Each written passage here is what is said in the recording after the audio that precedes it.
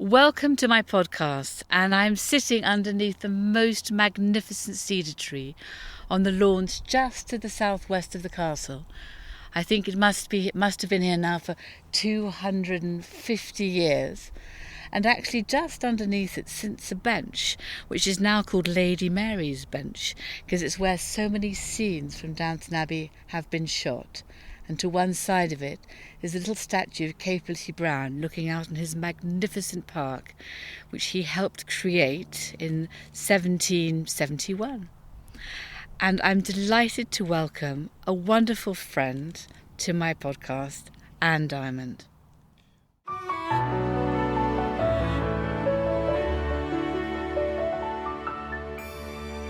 And to those of you who live in North America, Anne was the face and the creative spirit behind breakfast TV in this country. When nobody really turned on their television in the morning, Anne and her collaborator and partner in crime, Nick, really stormed to the front and with TVAM welcomed 14 million people every morning on the television. It was an extraordinary feat and achievement. It really was. It was a turning point for us in this country as TVs began to be proliferated in not just the sitting room or the living room, but in the kitchens and all around the house. So welcome, Anne, to this beautiful lawn outside the castle. Hello, it's gorgeous to be here. Highclere looks so fabulous always, even in the rain, but on a beautiful, beautiful day like today, it was wonderful just driving up the long driveway and seeing the castle in the sunlight. Gosh, what a gorgeous place this is. It is, and the noise of drilling in the background is because we're actually putting up some marquees, because we're shortly going to open to the public. And I'm so looking forward to seeing people again and welcoming visitors. Well, do you know, I've had visions in the last few weeks of you with a hoover, sort of solitary, moving around the castle thinking, oh, only another 124 rooms to go or something. Do you know, I thought I actually did hoover one room, I think, in the first week of lockdown. I didn't really hoover it very well because when I opened the shutters, I found I hadn't made much impression. So I then did hoover that. Then I closed the shutters again and I thought, well, there's absolutely no point because I can't hoover all the time. So I might as well save my hoovering skills until just before we open. Yeah, so that's your excuse and you're sticking to it. I am, actually. Am. But funnily enough, the other place I have neither hoovered nor cleaned yet is the Egyptian exhibition. And that was one of the first reasons that I met you, wasn't it? I came as your guest and you were so kind to ask me into Radio Berkshire because you love the culture and architecture and travel through ancient Egypt. I've always loved Egyptology. I've always been the one that watches old Egyptian films, nasty ones as well, you know, about mummies and curses and things like that. But then when I was old enough to understand the whole story behind the discovery of Tutankhamun and everything, and then when I heard that there was a link to Berkshire, and I was on Radio Berkshire at the time, and then when I heard the real story of Carnarvon and the way he funded the dig and everything, I was mesmerised. And then when they said you could even have Lady Carnarvon come into the studio and tell you all about it, I couldn't believe my luck. It was just unbelievable. I mean, you are sitting on one of the best stories of all time, actually. Well, thank you, Anne. And honestly, I've been so grateful because you have often asked me into Radio Berkshire. I just have to say the word Tutankhamun in the past. And I have learnt so much from the sort of ambience within the radio studios. And I was always in so much admiration for how you seem to effortlessly go through the hour with everything was perfectly scheduled. I'd watch the clock going around, whereas I would have a sense of rising panic. You were so calm and unfussed as you moved to the music or to the interview or to the weather or the sport. And I love radio. It's what's on throughout the house, actually. And what I tend to do is buy more radios. I know, there is something fascinating about radio in that people in radio have this, they know it's a secret that when you do an interview, you're much more likely to get a good interview from somebody on the radio than the television because they relax in front of you. You know, you haven't got cameras or lights in your face. You can be much more relaxed on radio with just a microphone there. You can ignore the mic. And so we've always known that. There is an intimacy about radio programmes that there isn't about telly. And that's always rather nice, and you can bank on that. And the other thing that I've noticed just during the lockdown period is I invested in a very expensive pair of AirPods so that I could do the gardening while listening to the radio, and I could just move around the whole garden, do anything. And I'd got this really brilliant quality sound in my ears, and I do that a lot at the moment. So the garden's pretty well tended. Well, you're sitting in our gardens, and the gardeners have been working consistently since you mean lockdown. This isn't you? You haven't been going around with a lawnmower as well? I have actually weeded some of the beds, I'm Anne. very impressed. But it's very relaxing, and the dogs like it too, because they kind of loll around. And I find it very relaxing turning over the earth, with a fork and pulling out the weeds. And do you know, I think as well, there is something very therapeutic about it, especially in a time of crisis. I think if you're feeling uptight at all, anxious at all, as so many people must have been during the recent weeks, actually going out and planting something and watering it and watching it grow, or weeding and turning over the soil and everything, there's something very calming and reassuring about that life goes on, that nature goes on. And maybe it has actually brought us all a bit closer to nature. I hope it has, and I hope I've always appreciated the bird song, but it has seemed much clearer. I've been much more aware of it. And funny enough, some mornings I bring out a yoga mat with the dogs, and I do some yoga underneath this tree, and there's a little robin which kind of bounces around, and you can just spend the time enjoying the details of nature and not thinking this isn't our planet or our land, it's nature's as well. We seem to think we have the rights to walk everywhere, go everywhere, do whatever we want. And the answer is we clearly don't. And we need to go hand in hand. I love that image, though. Lady Carnarvon on a yoga mat underneath the cedar tree in 2020. And how old is this tree? 250 odd years old. What other sights has it seen? Yes, well, probably not that one, Anne. You're well, that's quite a right. new one for it. You can imagine the big tree just totting that one up. That's a new one this century. Yes, life through the lens of a tree. I'd love to do that. Well, my next book, which I was sharing with you before we came on, is about seasons at Highclere, gardening and cooking. And, I'd pitched the idea to my publishers wondering what they thought, and they came back so enthusiastic. It's so encouraging, and part of it I want to be about the trees here, because we've planted trees and the fruit that the trees gave, and making medlar jelly from the medlar trees. And there were, of course, 61 apples and pear trees in the monk's garden. We've got records in 1216. Oh, that's wonderful. So it sort of brings it together for me a little bit. Well, they're living bit. History trees are, but when they also give to you, when they give you produce, I think that's wonderful. I think trees give us so much. They give us the wood, which we're using actually to make our Highclere Castle cocktail bar. Now that's which more is like being it. made. And funny enough, I sat out there last summer, Anne, which seems another world away. I was sitting with Phyllis Logan, who's also Mrs. Hughes, the housekeeper, and she accepted a little cocktail. She was persuaded. She was persuaded. It didn't take that much persuasion, actually. But I don't know how many we had before we all managed to move again. But it was such a lovely end to a day. We'd been filming with some Australian TV, but that seems such a world away. We were looking forward to the Downton film, and we all, I suppose, clustered together in the cinemas and cheered and clapped and shouted and sang. And now we're into such a contrasting world this summer, nervously approaching each other, we're saying namaste or curtsying perhaps at Downton Abbey. And that's a good idea. I hadn't thought of that. And then into a world where I hope people might begin to enjoy themselves a little bit, and the laughter and friendship, which I think is at the heart of Highclere and Downton Abbey. And it's certainly been at the heart of the friendship and laughter, and you've often come and stayed here, often with the son. Yes. And we've had so many fun We've had wonderful dinner parties, times. actually. Yes, how do you socially distance a big dinner party? I suppose a metre apart. It's not very friendly, though, is it? Have to shout and bring our ear trumpets. That would be a sight, wouldn't it? But I'm so glad we've got all those memories to come back to, yes. To look back on, and it they will will come start back. again. It will come back. Completely and utterly. Yes, it's just a question of when and how, and we'll tread carefully. I know. But I think most of us are, and I've been in almost severe lockdown for weeks because my sons were so terrified of me. They think I'm very old and frail, you see. I'm not at all, but they think I am. So they absolutely insisted on me never going out, and they'd do the shopping and they'll drop it off at the front door and things like that. That I've been yearning just get out. And it's lovely coming out to see you here. It's just fabulous. Oh, it was such joy to see you. And I don't know how many times you've come in, and we've done so many mad things together. I do remember we had a lovely week in May, and I'd called it Script to Screen. It was thinking of how you translate words and thoughts onto the screen of either TV or film, and you gave the most amazing talk, because I, of course, remember you very clearly from TVAM. Those days, and you were one of the most famous parts of a couple, Nick and Anne, on television at all at that time.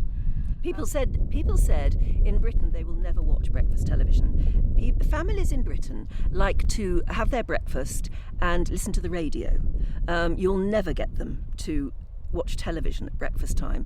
And so we had a double problem, really, to actually cross the culture, actually say culturally watching television isn't wicked in the morning, it's okay. And B, having to get most families to buy a second television, because most televisions then, back in the very early 80s, were in the living room.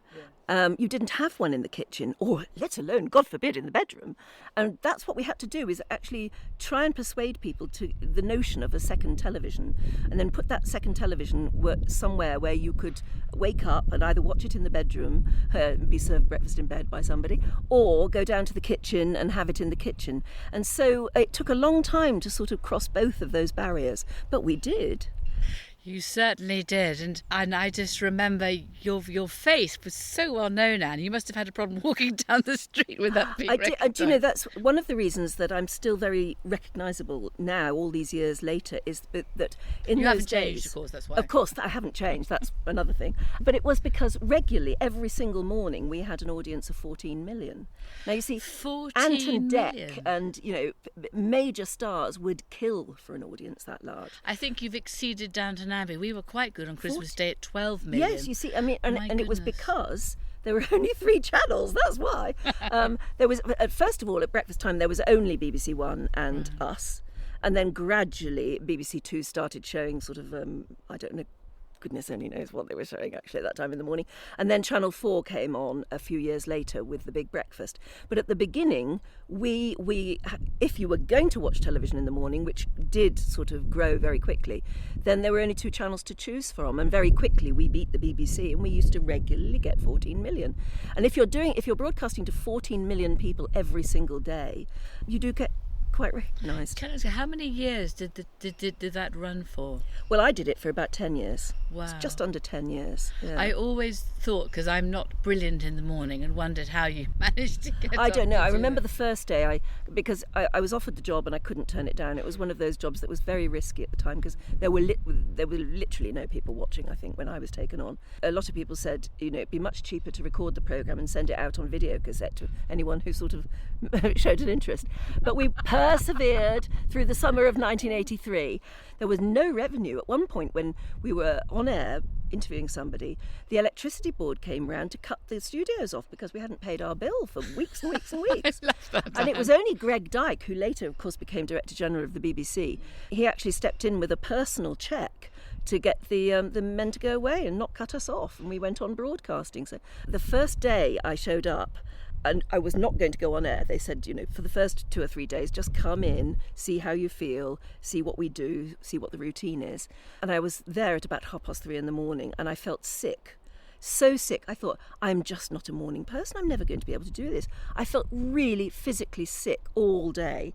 And then I got up again and went in the next day and felt physically sick again. And I was seriously worried that I'd taken on something that physiologically my body couldn't handle.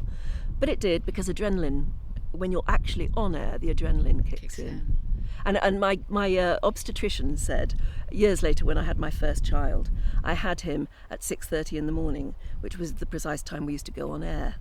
And she said, your body is used to pumping adrenaline at that time in the morning. So there you go.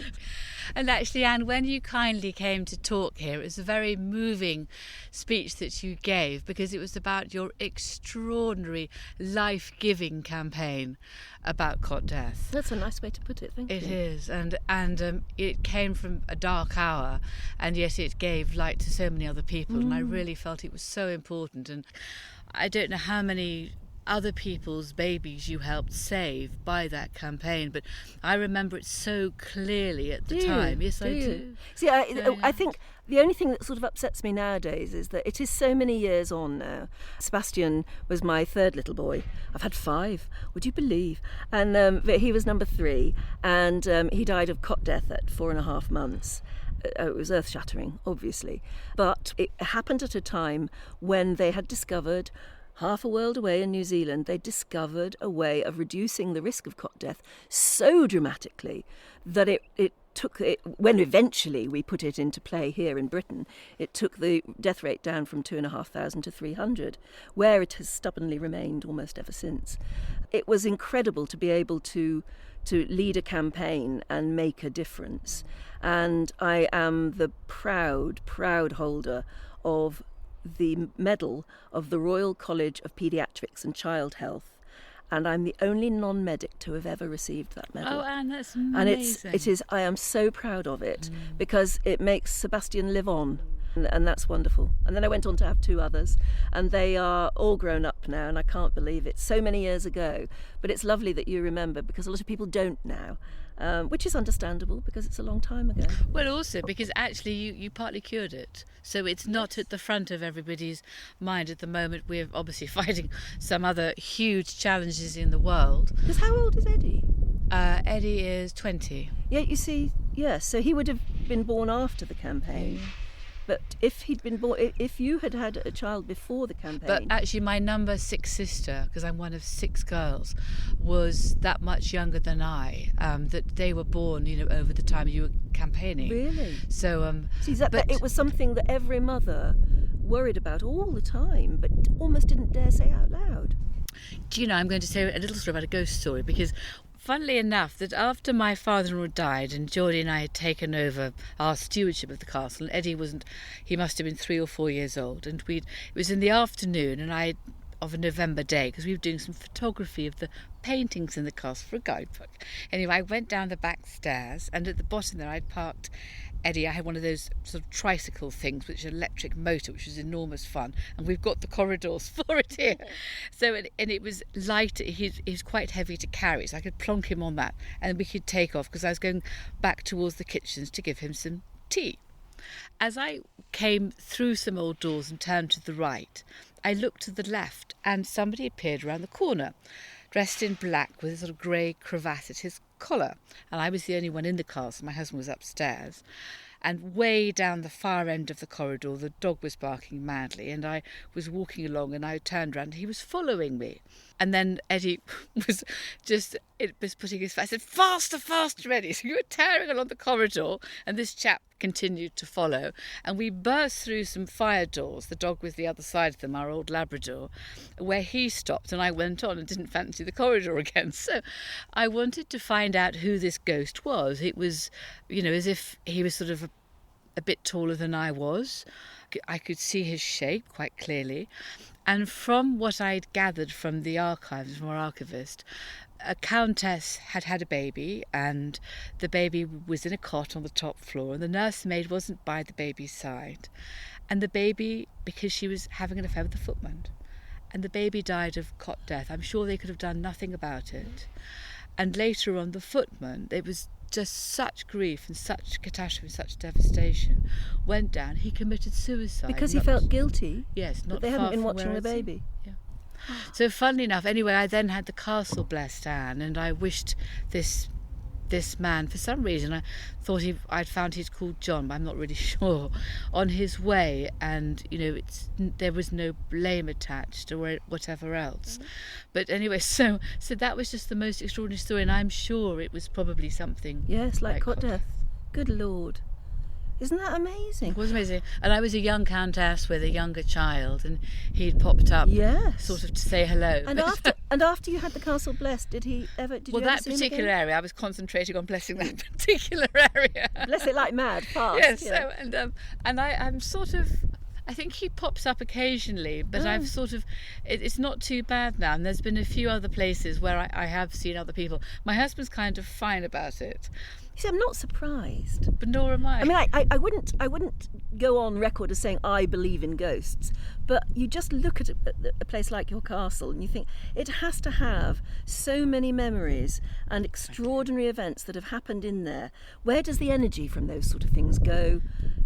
Does it go into the walls? Does it hang around in some way? I don't know. And it's not that I'm not even sure. I'm not going to say I believe in ghosts, but I'm absolutely sure I saw him because I moved like Billy to get out of the way, and he was coming with me. Absolutely. We certainly, as people, do not understand necessarily the entirety of the world we're living in. No. There's a lovely line from Chaucer which says that we are nothing but wee drunken mice. And, we don't have the ability to see that God has, or if we had a few more brain cells, we might be able to see. But I always think of us as wee drunken mouse. I do remember that talk, and it was a simply wonderful, wonderful talk. It really was very, very moving. And it was interesting because it picked up a story which not everybody in the room was aware of and referenced That's back. right, yes. And funnily enough, it was about script to screen. Since then, I was contacted by a production company who wanted to, because there's a lot of drama on television at the moment about real stories, real life stories, which I happen to like. If something's got a real life story to it, I'm more interested in it. And they specialise in that. And they said, can we buy the rights for a couple of years to see if we can come up with a screenplay? And they showed me the screenplay of it. It's very weird reading your own story as a screenplay, and the way it's been dramatised, very weird. I don't know whether it's ever going to get made. An awful lot of screenplays just sit on the table for years and years and years, but it has been turned into a screenplay, and it was quite interesting reading it, really was. How amazing. But lately, Anne, I've been so enjoying watching you on Viking TV, which you hold for the middle of the week, and I then do at home at Highclere on Fridays. And to start with, when I began this, there's nothing virtual about Highclere. We're very real. Yes. And our business is visitors stepping across. So when we've had this catastrophe in the situation we've been in England since March the 23rd, and we were trying to work out how to survive and stay around in people's imagination and life, we've ended up doing some virtual TV things, which is what you're so brilliant at. And I was sort of thinking, oh my goodness, because you've got this little phone, which is now the TV camera, yes.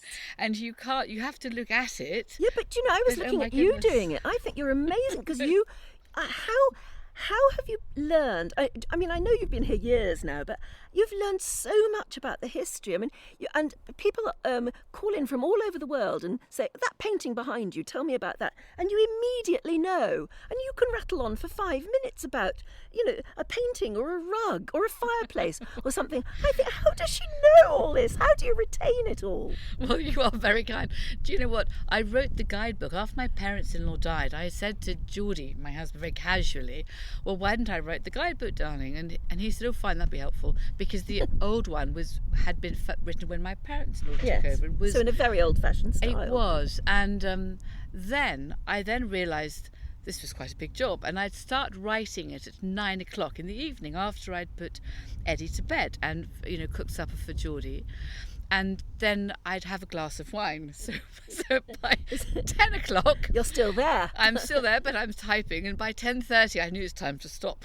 And then the next day, the 10 to 10:30 bit wasn't as good as the 9 to 10 bit. But it's funny that, isn't it? Yes. It is. You have to erase a lot of that stuff. But it was a huge effort to learn it all and get to know it all and to distill. So I read books on Joshua Reynolds, Anti Van Dyck, so I read a lot of the history around it, which, I knew about the English Civil War a little bit because history is a love of mine, but I read specifically for bringing everything back to Highclere, using Highclere as the anchor, if you like, in telling the parts of history over centuries, and realised that in fact I can walk in time from about 4,500 BC through the Neolithic, Bronze Age, Iron Age settlements up to today, and I've continuing every day to read around the history. But I have enjoyed it. But that task, that casual, whim-like sentence, why didn't I write the guidebook, darling, has stood me in very good stead. It started something much bigger, didn't it? It has. It reminds you as well what a jewel this place is.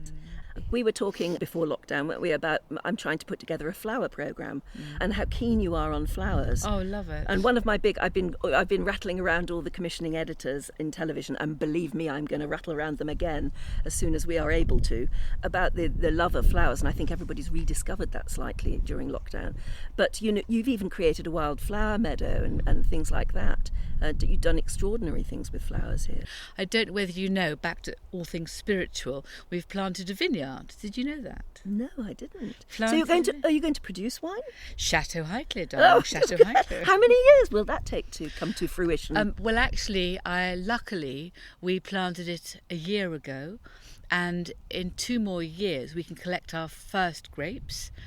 And round the edge, it's in Capability Brown's old walled garden, and above the door it says 1771. Ooh. Which is rather special. Yeah. So it used to grow vegetables, but after the Second World War, really, it became more and more disused. And it's a beautiful southwest facing, rather large walled garden. And it's now full of vines. It's so exciting to produce sparkling English wine. It'll be sparkling, will it? Yeah. Ooh, I want to sparkle. I'm looking forward to that, absolutely. That sounds wonderful. I've been planting a mint bed because I like mojitos. Oh, good. You see, you're spiritual too. Yeah. And round the edge of the walled garden, I'm going to plant some espaliered pears and apples and things. But again, it's just things like this might work with going back to the land, because I think maybe your programme is back to the land, integrating, I don't know, flowers or vegetables or how you create it. I'm not really sure, but I think the back to nature and back to the land is of such interest. It's certainly of interest to me, and Countryfile, and I've just done some filming with Channel 5 about our endangered pig species, which we've tried to breed from and help save, and all the sheep. So it's very much touchy-feely, get your hands dirty. And do you think that good. would have happened before lockdown? Would you have thought of that? Or were you thinking that way anyway? I'd had the pigs. I'm now on my 3rd or 4th generation. Oh, I started yes, about you were already 2 years investing in ago. that. My first ones were called Thelma and Louise, Yeah. and they're the British lop pig. There was only 100 sows left in the world, and it's an amazing My map. goodness. What's the breed called? It's the British lop. Lop-eared, because they've got very Oh, long right, ears. yeah. They're very good living outside all year round. I have to have things which don't take too much maintenance. And they're very friendly, so they like being scratched, because that always helps. If I take you up there and you want to scratch a pig. I hadn't thought of that yet. I'll need a couple of gins before I do that. Okay, so and what's extraordinary is, I think David Attenborough's highlighted how many wildlife species are in danger, but actually more of what we've domesticated is also in danger, because we've narrowed the pool down so that these poor pigs live in some crate somewhere and just give birth and then give birth again. So they live outside within the fields. It's a much better way to live. That is life, actually. So anyway, Thelma and Louise had various litters, and I kept some very nice gilts, the young girls. So I kept Lady Mary, Lady Edith and Lady Sybil. Oh, that's lovely. And Adam Henson from Countryfile has taken Lady Edith, who's had her little piglets, and I've kept Lady Mary and Lady Sybil. Now, you're not going to try and foist a pig on me, are you? Because I know you do this to people. You say, oh, my dog's just having a litter, here's one. I don't think I could cope with a pig. I really don't. Are they very big? Yes, actually, it's the way you couldn't. They are too big. No, It would far wreck, too big for me. wreck all your gardening efforts from lockdown. But they would turn the lawn over nicely. That's true, yeah. They don't. And I can't thank you enough for joining me here today. Well, it's lovely just to have an excuse to come and see you and sit in the sun. And we'll have to revisit, and I can hear about all your new whatever comes out of lockdown. I'm sure that for you and I, it'll lead us, I hope, in some joint directions. Perhaps we can do some travel programmes together. Yes, that'd be nice. Wouldn't it be fun? And we definitely need to do the flower show here. We should do the whatever flower guise show. it's going to be in. Can I tell you a secret? Yes. Oh, yes. I love secrets. Okay. It's not going to be that secret, but I think it's going to come out, isn't it? Well, yeah. But actually, we've just created 2 new roses. Oh. Highclere Castle and Lady Carnarvon. What do they look like? The Highclere Castle one is one that my husband particularly likes. It's a beautiful, creamy white scented rose. And the Lady Carnarvon one is a wonderful red colour with just little bits of white running through it. Quite unusual. and again scented. And are they growing here? They are going to be growing here soon. They've finished all their trials and we're going to hopefully launch them at Chelsea Flower Show. That's a brilliant idea. So that is what it is. So I hope one way or another we could work out something to do around flowers and flower shows and follow that through. Yes. And I'd love to do something like that. We with will. you. We will. And if not, we're going to go on a Viking cruise together. Yes, absolute. Oh gosh, yes. Don't you think? I think we must. Yes, as several. soon as earthly possible. Yes. As soon as any of us can get away. Yes. I'm yearning for a holiday. So am I. And so till next holiday time, may that be soon. May it be very soon. Or the next flower show, may that be soon. Or cocktail tasting. Or anything cocktail like that, tasting. Really. Thank you so much for being my guest today. Thank you. Anne.